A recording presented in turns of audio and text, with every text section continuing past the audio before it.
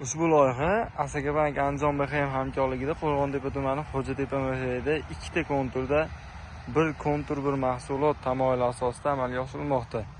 Bu yerda kartoshka mahsulotlari ekilgan. Yer maydoni hajmi 8 gektar, uzunligi 360 metr, eniga 220 metrni tashkil qiladi. Bu yerdagi ekin zamonaviy usullar bilan parvarishlanmoqda. Hozirda ekin unib chiqqan.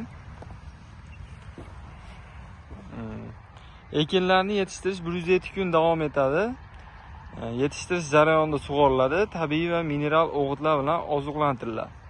Ushbu loyihaga 52 ta dehqon xo'jaliklariga biriktirilgan. Har bir yer dehqon uchun o'rtacha 15 sotikdan yer maydoni to'g'ri keladi.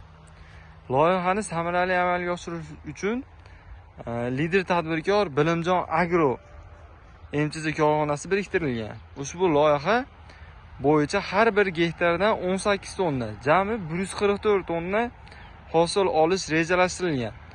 Mazkur hosil yig'ishtirib olingandan so'ng ikkinchi ekinga ham yuqori daromadli ekin turini ekish orqali yer egalarining daromadi yanada oshirib boriladi.